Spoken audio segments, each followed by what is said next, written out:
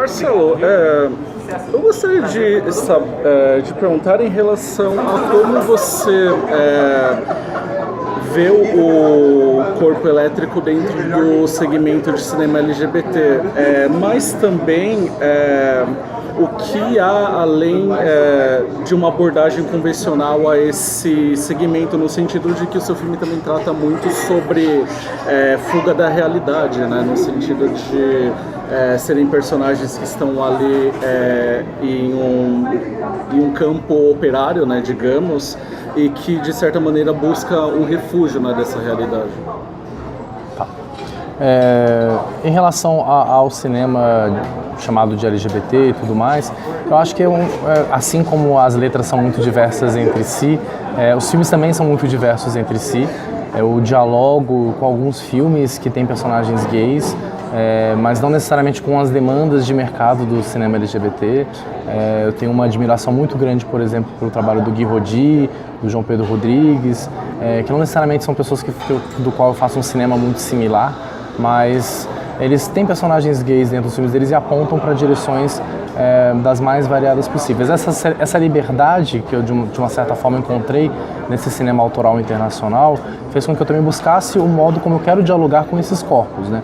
Os meus personagens gays no filme, os personagens trans no filme, eles estão em diálogo com os personagens heterossexuais, eles estão no mundo do trabalho. As questões amorosas e sexuais deles não são mais importantes que as outras questões. Então a questão da identidade de gênero, a questão da orientação sexual no filme não é mais importante do que as diversas outras questões que o filme traz. Então, nesse sentido, eu acho que talvez ele escape um pouco mais a uma regra de mercado do que a uma regra das produções em si, porque existe uma diversidade nessas produções. Em relação à questão da fuga da realidade, eu acredito que existe muito mais um diálogo entre realidade e sonho, né, do que uma fuga em si. O que eu acredito que existe em termos de fuga é uma tentativa desses corpos que são automatizados e maquinizados numa linha de produção, que quando eles saem dali, eles tentam de uma certa forma se reintegrar, se reconectar, se tocar e se entender de novo como corpos que desejam, corpos que sonham, corpos que vivem a cidade. E existe também uma questão de indivíduos diante da sobrevivência em outros estados, né? Pessoas que estão vindo de outras cidades, até mesmo de outros países. Essa problemática surgiu para você em qual etapa do roteiro? Logo no início? Foi o pontapé inicial? O personagem, ele sempre foi um estrangeiro nessa cidade, um outsider nessa cidade, como eu também sou.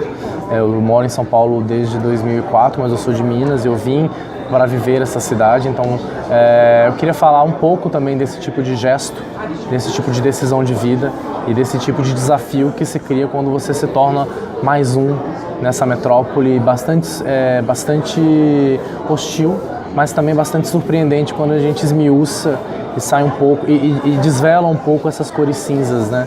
E vai buscando as cores, os detalhes, as sutilezas que implicam nessa cidade.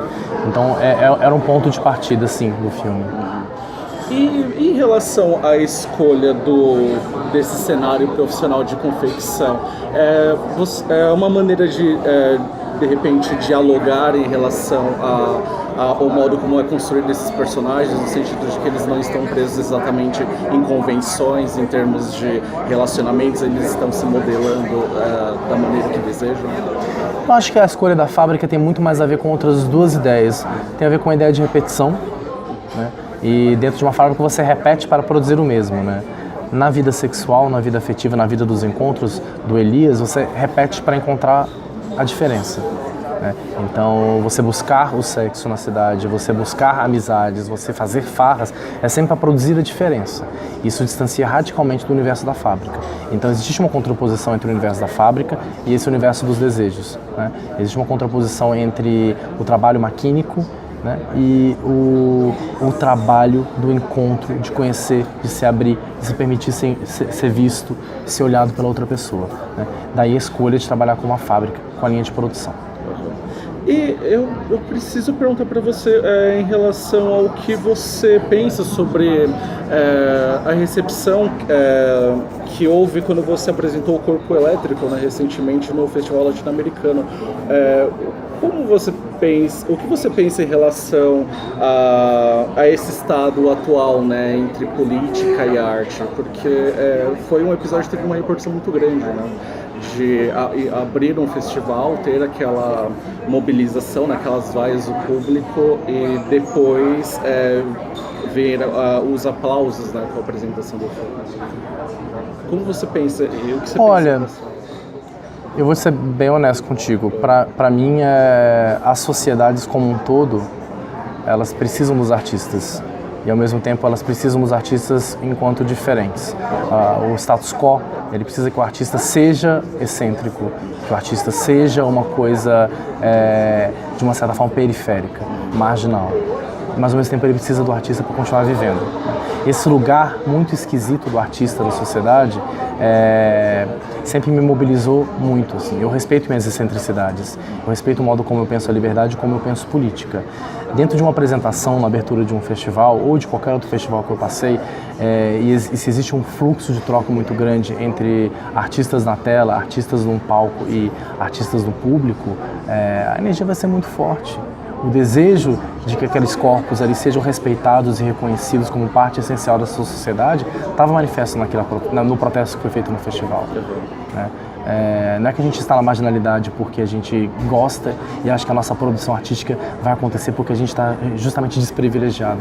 Muito pelo contrário, entendeu? A necessidade é de ocupar os espaços, é de ocupar o simbólico, é brigar contra a indústria cultural. Então, acho que o que aconteceu ali é um reflexo desse perceber que a gente está tendo agora, muitos dos artistas, do lugar que a gente ocupa na sociedade. Né? Precisam da gente para se divertir, para sonhar, para amar, para sentir raiva, para se formar, mas ao mesmo tempo a gente não consegue nem viver com o que a gente faz. Então, o protesto ele vem muito mais desse lugar do que qualquer outra divergência política. Vem de um limite assim que as pessoas chegaram, de desrespeito. Perfeito, muito obrigado, Marcelo.